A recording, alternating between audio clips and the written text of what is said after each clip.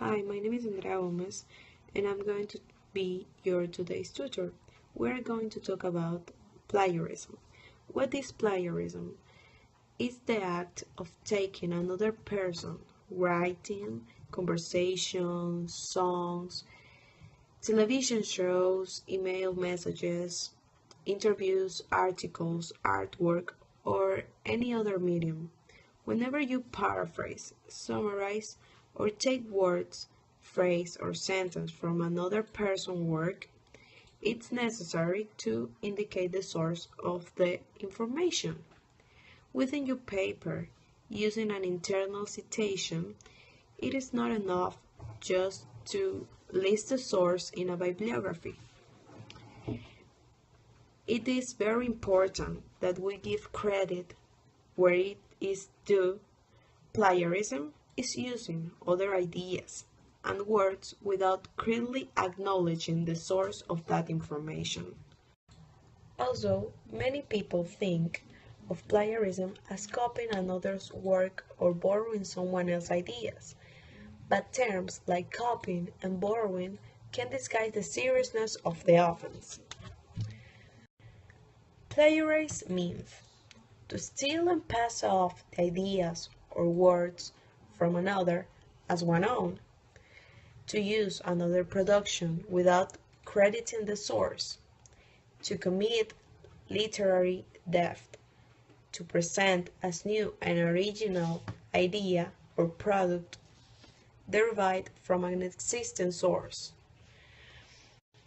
In other words, plagiarism is an act of fraud. It involves both stealing someone else's work and lying about it afterward.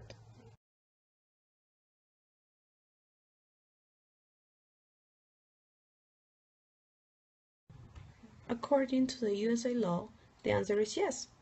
The expression of original ideas is considered intellectual property, and it's protected by copyright laws.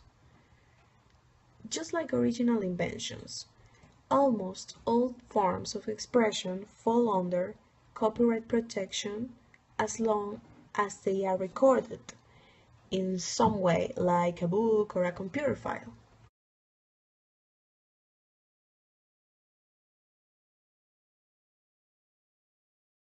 Hi tourists, let's continue with the video. My name is Josue and I'm going to talk about a method which is useful to prevent plagiarism. It's paraphrasing. How to paraphrase? Let's say that you want to introduce information from another source. It could be a book, an article or journal article, or from a website, for example, into your paper.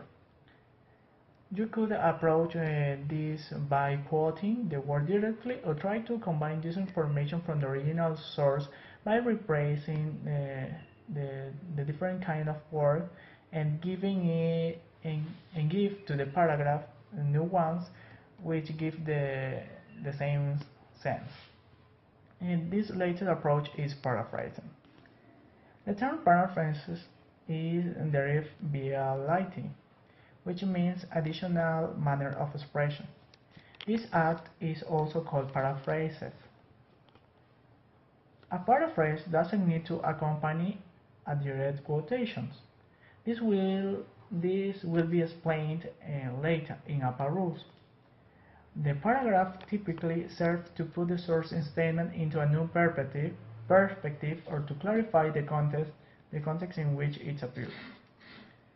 This method to avoid plagiarism is typically used to give more details than a summary.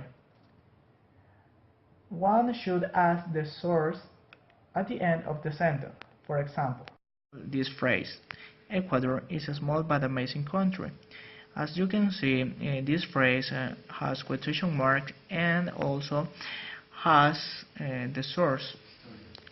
Here is the source, the name and the year when the phrase was written. So we want to rephrase or paraphrase it, and this one is the paraphrased phrase.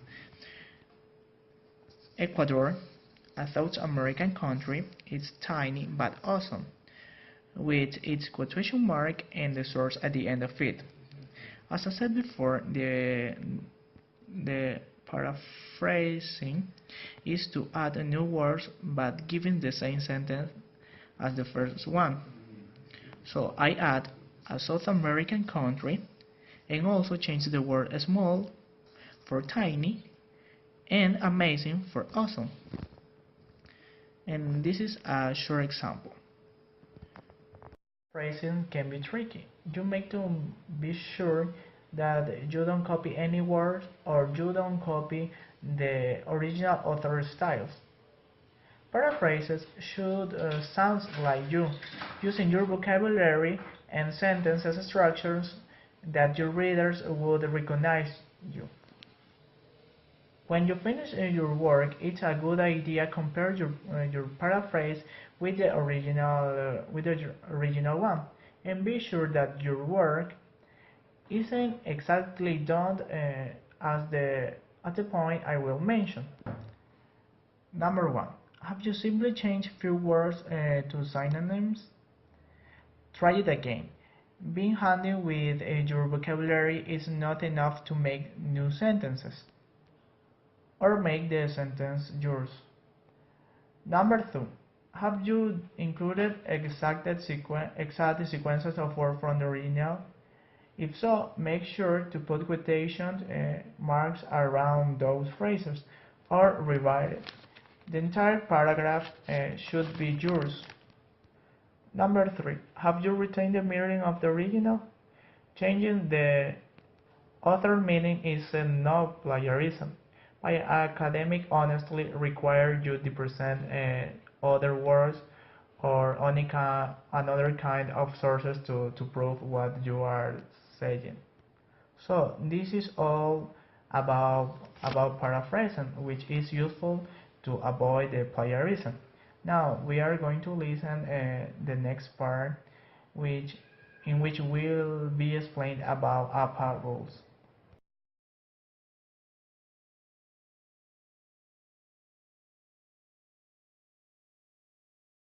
Good afternoon. My name is Carlos Duran Gabela, and I am going to teach you about the APA style. It is described in the Style Guide of the American Psychological Association, APA, which is titled the Publication Manual of the American Psychological Association. But what is APA style? APA style originated in 1929 when a group of psychologists, anthropologists, and business managers convened and sought to establish a simple set of procedures or style rules that would codify the many components of scientific writing to increase the ease of reading comprehension. As with other styles, APA style rules or guidelines that a publisher observes to ensure clear and consistent presentation of writing material.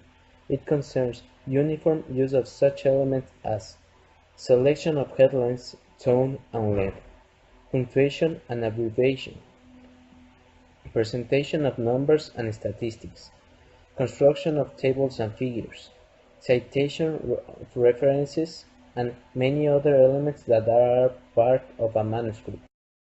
Example: parenthetical citation. In our post-factual era, many members of the public fear that the findings of science are not real. Inside parentheses, Smith and Howe, 2016. The differences between the example of narrative citation and parenthetical citation is that in the narrative, Smith and Howe is outside parentheses and 2016 is inside it, and in the parenthetical citation, both Smith and Howe, 2016 is inside the parentheses. You can cite from a journal article, a whole book, edited book chapter, or a website. I hope that this information can help you. Bye.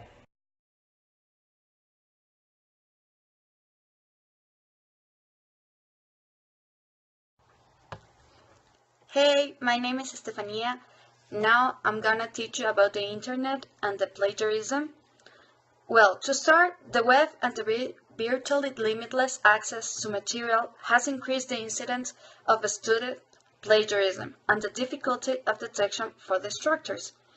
This problem has created new forms that help professors and other authorities to discover plagiarism in homeworks, like Turnitin.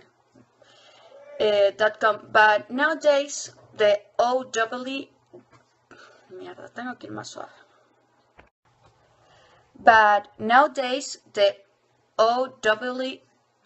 OEEC recommends the instructors better to focus on the prevention of plagiarism instead of putting all the energy in discovering it.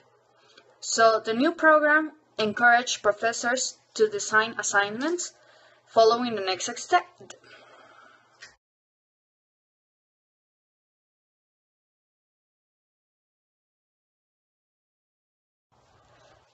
This new program encourages professors to design new assignments just following these next steps.